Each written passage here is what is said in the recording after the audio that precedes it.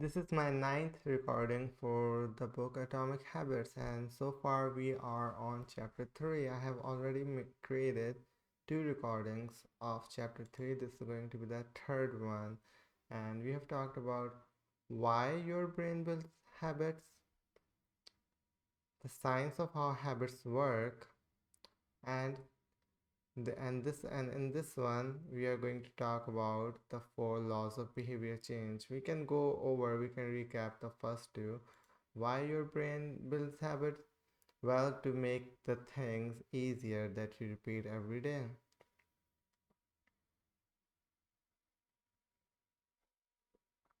The more you repeat something, the easier your brain will make it.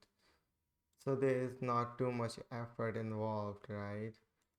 The science of how habits work. Well, he has broken down the the steps of habit formation into four parts: cue, craving, response, and reward. And we went over what each of these actually mean. And this time we are going to talk about four laws of behavior change. So he converted those four steps into four laws. In order to change your behavior, you will need to leverage each of the four steps in your favor. Whenever you want to create a new habit, whenever you want to create a good habit, you can simply ask yourself, how can I make it obvious? How can I make it attractive? How can I make it easy? How can I make it satisfying? How can I make it satisfying? And the rest of the book actually talks about these four laws. So the rest of the book, the 80%, the majority of the book is based on these four principles. How to make it obvious. So how do you incorporate your new good habit into your environment so you don't forget about doing it? How can I make it attractive so it doesn't feel like a burden? It doesn't feel boring. How can I make it easy so it doesn't feel too difficult, too effortful? And how can I make it satisfying? How can I make it actually enjoyable? After doing it, you must feel good about it, right? Like how you feel good after eating a pizza or drinking Pepsi. That's satisfying.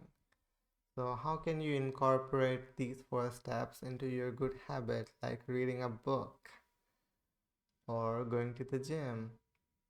Obvious, attractive, easy, and satisfying. Well, you can make it easy by choosing a gym that is close to your home, by choosing a time where you will be, by, by choosing a time of the day when you will be free, and by doing less workout. You don't need to grind everything in one day by less exercising for 10 minutes, 15 minutes. That's how you make it easy. How can I make going to the gym attractive? Well, there are several ways to make it attractive, and we will see in the later chapters. But one simple way is to actually highlight the benefits of going to the gym so it doesn't feel like a sacrifice, right? You don't want to make it feel like a burden, a sacrifice. Well, you can say, well, it will make me a healthier and energetic person. It will make me disciplined, and all the good qualities that come from physical strain. It will make me strong, active, energetic, and after a while it will also have an impact on your physical appearance. You will actually look better. So there are a lot of benefits of going to the gym, so you will have to keep them in mind so when you are doing the work it doesn't feel like a sacrifice. And how can I make it obvious? There are multiple ways to make it obvious. One of them is choosing a specific time of the day and going to the gym at that specific time.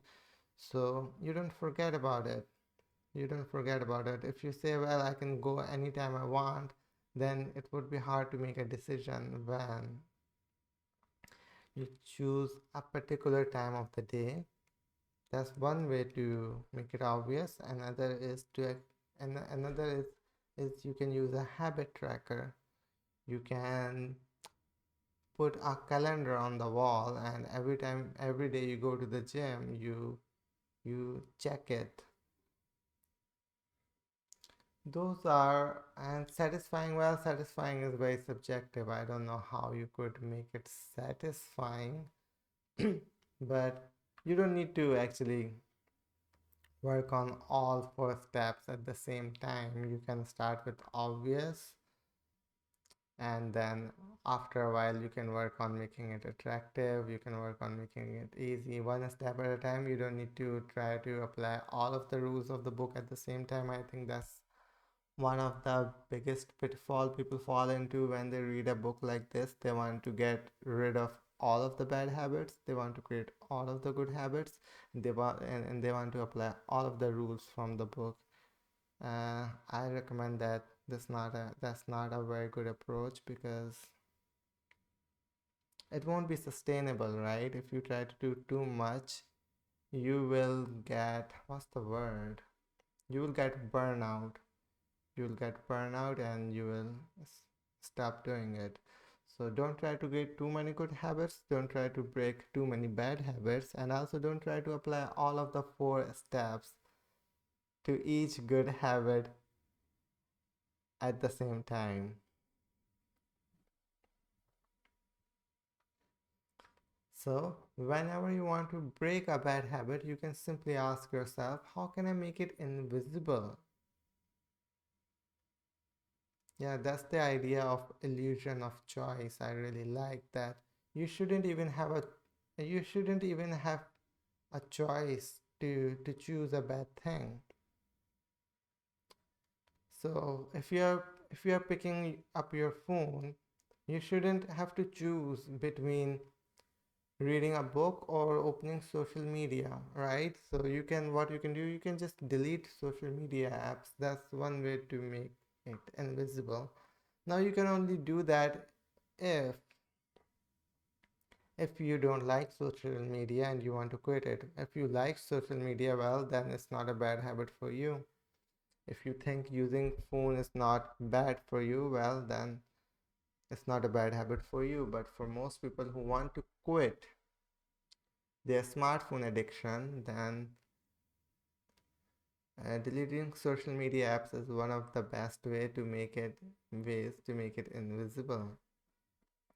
And that's what we talked about in chapter 2, changing your identity, changing your beliefs. If you believe that phone is not as bad as most people say, well, then you won't delete social media apps. Then for most people who want to quit it, they will delete social media apps. And and the idea is that whatever bad habit you have, you want to make it so you don't even have to choose it. It is invisible. Make it unattractive. Highlight the harmful effects of the bad habits so it doesn't look as good as most people think it is, like playing video games or watching movies. Playing video games, well, it drains a ton of time, and there is no end. The problem is that there is no end. You can't just play video games for 1 year or 2 year or even 10 years and be done with them. They never end. Video games never end, and they drain all the life and all of the energy out of you. So I don't think it's a fair trade. Do you think it's a fair trade? I don't think so. How can I make it difficult? That's a good idea. How can I make it difficult? The problem with playing video games or using social media is that it's so easy, right? You have your phone with you all the time. You can make it difficult by distancing yourself from your phone. If you are in your home, try to put your room in some other room. So when you want to use it, you will have to put some effort into picking it up. Once you use it, put it there again. Never put your phone in your pocket.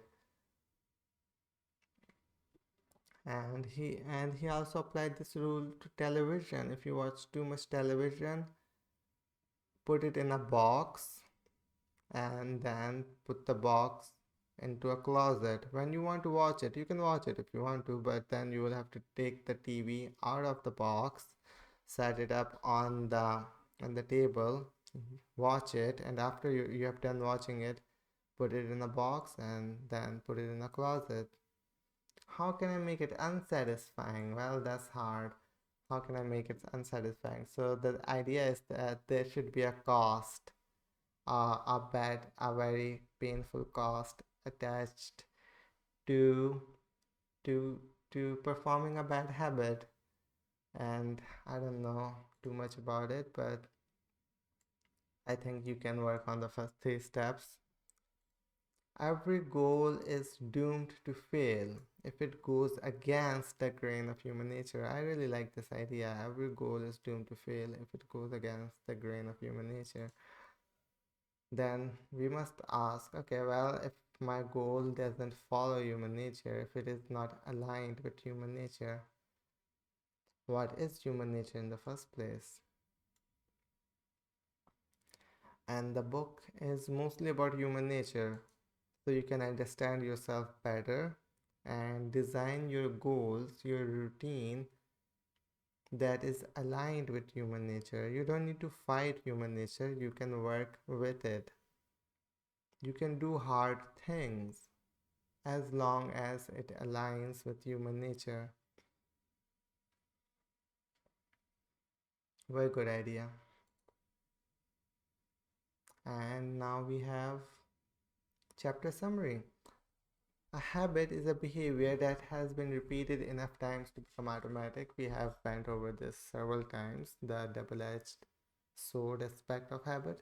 Whatever you repeat becomes easier. Once it becomes easier, it will eventually become automatic. A very powerful idea. Use it to your advantage or your disadvantage. Your brain doesn't care. The ultimate purpose of habits is to solve the problems of life with as little energy and effort as possible.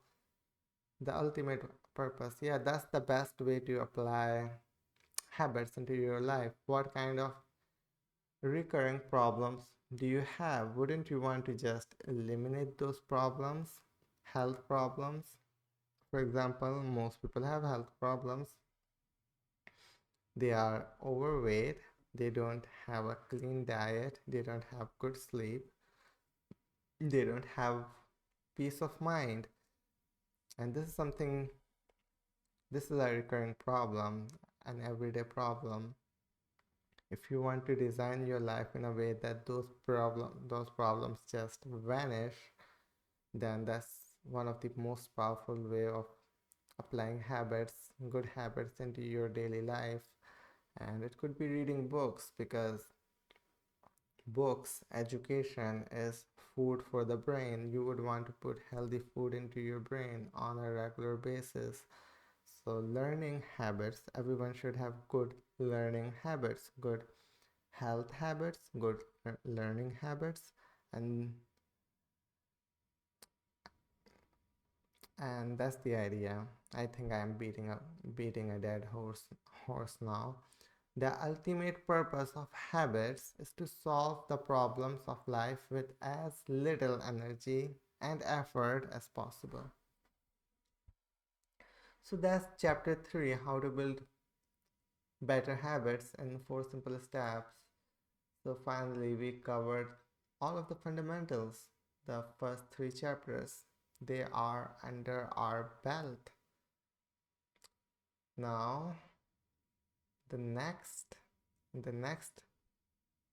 upcoming recordings, I can talk about make it obvious, the first law of behavior change. This law deals with the cue aspect of habit. Remember, there were four steps: cue, craving, response, reward. Make it obvious is leveraging the first step, the cue.